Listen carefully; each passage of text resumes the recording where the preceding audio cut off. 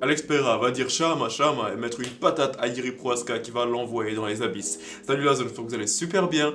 Aujourd'hui, on se retrouve dans une nouvelle vidéo dans laquelle je vais tout simplement vous donner mon avis par rapport au combat, genre au main event et à quelques autres combats, genre qu'il y aura dans la main card de cette UFC 303 qui aura lieu ce week-end. Genre. Donc on sait très bien cette UFC genre qui devait avoir comme main event Conor McGregor contre Michael Chandler, mais on sait très bien que ces deux-là ils vont jamais se battre parce que Conor ce n'est pas du tout une valeur sûre. Et donc il y a les deux plus gros BMF à l'heure actuelle de l'UFC qui ont décidé de s'affronter genre pour remplacer Conor McGregor contre Michael Chandler genre, à 2 semaines. Genre, ils ont été prévenus 2 semaines à l'avance, donc ils ont pris ce combat en short notice. Et il s'agit bien de ces deux BMF en les personnes de Alex Poatan Pereira et de Yuri le Samouraï Prohaska. Donc, je vais directement te donner mon pronostic, genre comme je viens de le faire. Genre ça, comme je te le rappelle toujours, c'est juste la meilleure chaîne de MMA. Genre dans cette chaîne-là, je vais pas te faire attendre jusqu'à la fin, genre pour faire monter la hype, pour te dire genre à la fin qui est-ce qui va, selon moi, qui va gagner. Non, moi je te le dis dès le début. Alex Pereira va juste mettre un crochet du gauche à Yuri Prohaska. Yuri Prohaska va s'éteindre. Yuri c'est un très bon combattant, mais il a ses limites, tu vois. Et donc c'est un petit peu sur tout ça qu'on va revenir. Genre pour commencer, j'aimerais que l'on parle un petit peu genre du, comment dire, de l'enjeu qu'il y a eu dans, genre qu'il y a dans ce combat, tu vois. Parce que comme je te l'ai dit tout de suite, ce combat, il a servi à remplacer le main event de McGregor contre Chandler. Et est-ce qu'on peut applaudir pendant 2 secondes, genre c'est guerrier, parce que il y a vraiment, j'imagine pas vraiment d'autres combattants genre qui auraient pu faire ça. Alex Pereira, depuis genre quasiment tous ses combats depuis un an, c'était quasiment tous des combats à short notice. Et le fait qu'il défende sa ceinture à short notice, ça me dit quand même c'est un vrai move de BMF. Et Alex Pereira, je crois pas que l'UFC genre le remercie autant qu'il devrait être remercié. Yuri Prohaska également, genre bien évidemment, genre il a plus à gagner qu'Alex Pereira dans ce combat, mais ça reste quand même un super gros move, genre de prendre un combat genre de cette ampleur contre Alex Pereira à 2 semaines de préparation, alors que Yuri, on sait très bien que lui aussi il se préparait pour avoir cette revanche à l'avenir. Le plan normalement c'était qu'Alex Pereira il allait affronter Magomed Ankalaev et que juste après ça, juste après la victoire, genre si Alex Pereira gagnait, juste après, genre en tout cas juste après que quelqu'un gagne dans ce combat entre Alex Pereira et Ankalaev, Prohaska, Jiri je veux dire, était directement censé prendre le vainqueur, tu vois. Parce que bon, le dernier combat entre Pereira et Jiri, il était plutôt serré si je peux me permettre. Et la fin, elle a été un petit peu controversée parce qu'il y a plein de gens qui disaient genre que c'était un early stoppage. Donc c'est-à-dire que l'arbitre, toujours lui, toujours Marc Goddard, toujours lui, le même gars qui vient après, c'est le même gars, je veux dire, qui est venu après, qui a trouvé l'épine dans le pied de Cédric Doumbé, qui a arrêté le combat, le même gars qui est venu et qui a arrêté le combat entre Pereira et Adesanya trop tôt, c'est toujours lui. Ce genre de bêtises là, c'est toujours lui. Déjà le week-end dernier, genre, il avait fait encore une erreur d'arbitrage. Il faudrait que je fasse une vidéo entière simplement pour expliquer comment c'est un mauvais arbitre. Mais bon, là je suis en train de me laisser aller. Mais donc, c'est un petit peu ça l'enjeu de ce combat, tu vois, genre, parce que Yuri, depuis lors, genre, il est vraiment dans une quête je dirais pas de revanche, mais genre, il a envie de se prouver à lui-même qu'il peut battre Alex Pereira, tu vois, et par la même occasion, de récupérer sa ceinture, tu vois, parce que techniquement, si tu regardes bien, Yuri n'avait jamais perdu la ceinture, il était champion, et après, genre, lorsqu'il s'est blessé, il a rendu la ceinture vacante, et c'est là qu'Alex Pereira l'a récupérée, mais Yuri n'a jamais réussi à vraiment battre Alex Pereira pour récupérer cette ceinture. On se trouve peut-être sur une rivalité genre, qui pourrait être intéressante à l'avenir, surtout dans le cas où Yiri battait Alex Pereira tout de suite. Parce que j'ai l'impression que si Yiri bat Alex Pereira, bah là il nous faut la trilogie, tu vois. Et ça pourrait être quelque chose de plutôt intéressant. Mais malheureusement, on parle bien de Alex Pereira. Et Alex Pereira, je sais pas ce qu'il mange, je sais pas, genre c'est quelle sorcellerie, je sais pas, c'est dans quel bail qu'il est, je sais pas, quand il part au Brésil et il se coupe les cheveux et genre que il fait cette danse bizarre avec les Indiens, genre je sais pas ce qui se passe dans sa tête ni rien, je sais pas s'il se bat tout seul, je sais pas s'il est avec des djinns ou quoi, mais sa main gauche qu'il appelle main de pierre, je pense vraiment qu'il y a des pierres dedans parce que genre c'est pas humain genre ce qu'il fait. Genre il te met un crochet du gauche et c'est terminé. Mais ça c'est trop cheaté. C'est juste trop cheaté, genre on dirait genre que on dirait Luffy quand il a le haki. Il te frappe, après tu t'évanouis, genre c'est trop cheaté. Et bon maintenant, je m'écarte un petit peu trop du sujet. Mais si je te parle un petit peu genre des deux styles de combat de ces combattants, genre comme je te l'ai dit, Alex Pereira c'est un as du kickboxing. Genre c'est vraiment un as du kickboxing et sa main gauche, genre c'est d'un autre level. Mais le truc qui est intéressant avec Alex Pereira, c'est que souvent, on a tendance à négliger un point par rapport à lui, c'est son QI de combat, tu vois, son fight IQ, qui est juste phénoménal. Genre, il a un QI football qui est juste légendaire. Parce que Alex Pereira, ça va être le gars qui va venir et genre, pendant tout son combat, son adversaire, il va savoir que le crochet gauche d'Alex Pereira, genre, il va l'éteindre. Ça c'est un secret pour personne. Tout le monde connaît la puissance du crochet gauche d'Alex Pereira. Mais donc, pendant tout le combat, Alex Pereira, il va trouver les moyens de pouvoir le dissimuler. Tu vois, il va t'envoyer des feintes au corps. Genre, s'il voit que tu te protèges un petit peu le visage, genre, et tu te protèges un petit peu, genre, les côtés, genre, afin d'éviter de prendre ce crochet, il va t'envoyer des feintes. Il va feinter au corps. Après, dès que tu vas baisser ta garde, c'est un petit peu, c'est exactement, je veux dire, la même chose qu'il a fait à Sean Strickland. Dès que tu vas baisser ta garde, là, il te récupère en haut, tu vois.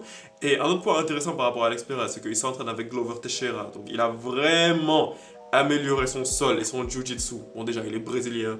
Donc, j'ai l'impression que les Brésiliens, ils ont une plus grosse facilité à maîtriser le jiu-jitsu brésilien que les autres humains. Et donc, franchement, Alex Pereira, c'est ça, genre une main droite de l'enfer, un super kickboxing, des leg kicks super dévastateurs et super puissants. Il y a même dans une interview de Jiri Prochazka qui est sortie il y a moins d'une semaine, je pense que c'était au micro de ESPN, si je me souviens bien.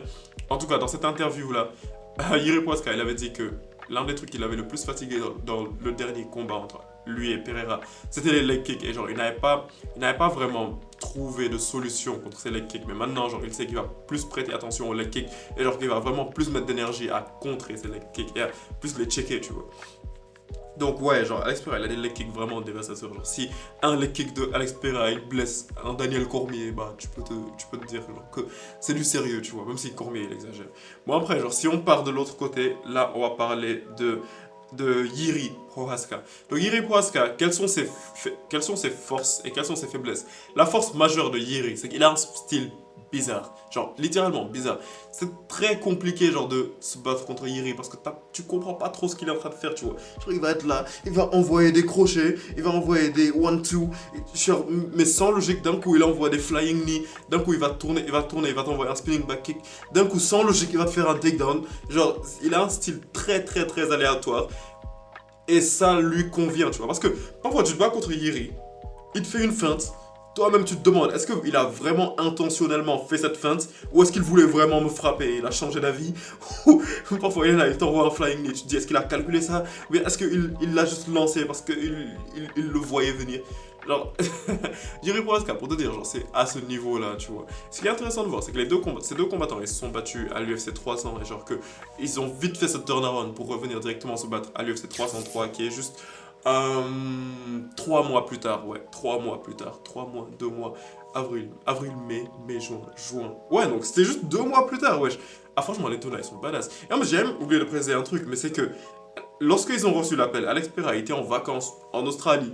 Genre, dis-toi, pense à la dinguerie. Il était en vacances en Australie, on l'appelle, on lui dit, ouais, Conor n'est pas là, est-ce que t'es prêt à te battre contre Jiri dans 2 semaines? Hein? Hein? Cham? Après, il y va. Ouais, what?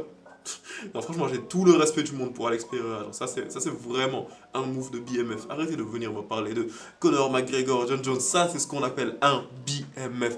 Un bad mother. Mother. Bon, j'ai pas le droit d'insulter sur YouTube parce que, genre, YouTube me dit, Aliou, fais ça, je fais. Mais, genre, I cannot. Genre, je n'ai pas mon mot à dire dans tout ça. Mais bon, donc, ça par rapport au style de combat de Jiri. C'était plus ça, genre lorsqu'il est debout, il a un très bon Muay Thai, un bon kickboxing, mais également genre au sol, Jiri il est bon, il est vraiment bon parce que genre quand tu regardes par exemple son combat contre Glover Teixeira, je me dis que ça montre bien ça parce que Glover tu vois que c'était un très bon artiste de Jiu-Jitsu et bah Jiri il l'a soumis tu vois et c'est pas tout le monde qui peut soumettre un combattant comme Glover.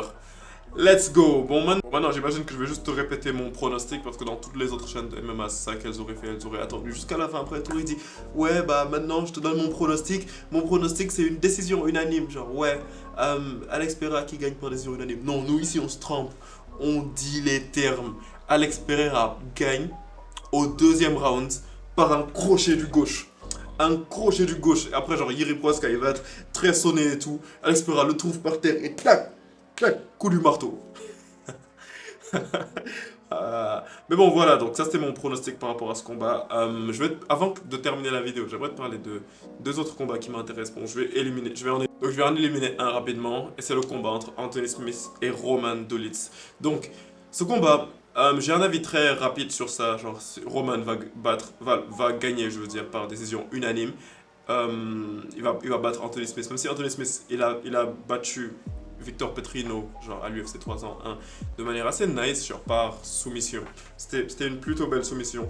Mais bon, Anthony Smith, je sais pas, je suis pas le gars qui a le plus de confiance en toi, genre. Donc j'ai l'impression que Roman va réussir à venir à avoir raison de Anthony Smith. Et ce qui est intéressant à voir par rapport à Roman, c'est que c'est un combattant genre qui vient de la catégorie middleweight, tu vois. Et c'est exactement en vrai la raison pour laquelle je donne la victoire à Roman. Parce que à chaque fois que tu regardes bien, genre lorsqu'un combattant il monte de catégorie, il est plus à l'aise dans sa nouvelle catégorie. Parce que le plus tu regardes, le plus on est dans des catégories basses, le plus on est technique, le plus on est dans des catégories lourdes, le moins on est technique. Mais le plus on a juste de la force de frappe, tu vois. Donc j'ai l'impression que Roman, genre avec cet aspect technique et genre la puissance de KO qu'il a, je pense qu'il peut venir vraiment à raison de Anthony Smith. Un KO serait envisageable, mais j'ai plus l'impression que le combat va aller à la décision, surtout que c'est juste 3 rounds. Et enfin, je vais parler d'un des combats genre, qui m'intéresse le plus. Genre, bizarrement, limite, ce combat, il m'intéresse au même niveau que Alex Pereira contre Jiri Prochazka, même si je me demande jusqu'à présent pourquoi il n'est pas en co-main event, mais c'est juste Ian Gary contre MVP, donc Michael Venom Page.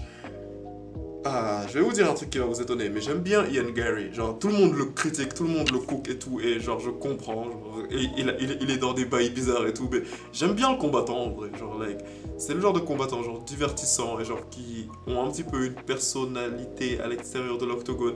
Même si, genre, il force trop, genre, le fait qu'il a envie, genre, il force trop pour que les gens l'aiment. Genre, mais je sais pas, j'aime quand même un petit peu bien son personnage. Maintenant, si on parle de à l'intérieur de l'octogone, ça, littéralement, dans la catégorie des welterweights, ça c'est, je pense, legit, ça doit être deux de mes combattants préférés à l'heure actuelle. Parce que moi, mon combattant préféré, c'est clairement pas Leon Edwards. C'est ça, je pense que tu devrais le savoir, genre, si tu as regardé quelques vidéos de la zone. Donc, Ian Gary contre MVP. Moi, je donnerais la victoire à MVP. Pourquoi est-ce que je donnerais la victoire à MVP? Parce que MVP, il a vraiment un style de combat difficile à comprendre, tu vois. Le gars, il se bat sur le côté, genre, il se bat horizontalement. On dirait qu'il se bat en 2D.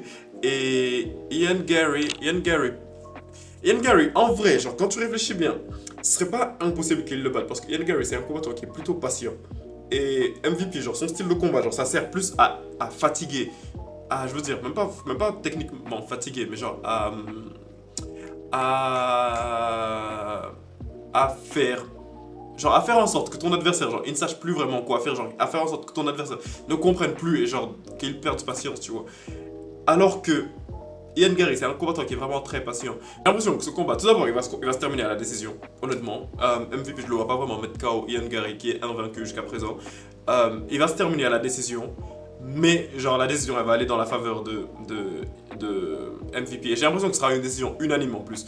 Donc, c'est juste que, genre, au fur et à mesure du temps, genre, MVP va étaler sa palette technique sur Ian Gary. Et à la fin de la journée, l'expérience va faire la différence parce que MVP, genre, ça fait des années, genre, qu'il détruit des gens, genre, au Bellator, tu vois. En 2016, il a eu un record, genre, du meilleur KO du MMA, tu vois, devant plein de combattants de l'UFC. Donc, ouais, genre, je me dis qu'il va étaler sa palette technique, genre, il va faire des question mark kicks. Genre, ça va littéralement. Il y a un grand moyen. Genre, il y a grave moyen. Si Pereira contre Jiri Prochazka, c'est pas une incroyable masterclass, j'ai l'impression que ce combat-là, il pourrait être Fight of the Night. Mais en gros, c'est ce que j'avais à dire aujourd'hui par rapport à mes prédictions pour l'UFC 303. Mes pronostics, je veux dire. Mes pronostics, pas mes prédictions. Je peux pas prédire le futur. Mais genre, c'est ce que j'avais à dire par rapport à mes pronostics pour l'UFC 303. Dis-moi ce que tu en penses dans les commentaires, je suis pressé de te lire. Et comme d'habitude, si ce genre de vidéo te plaît, je te conseille tout simplement de t'abonner à la zone. Et on se capte pour la prochaine vidéo bientôt, la famille. Peace out!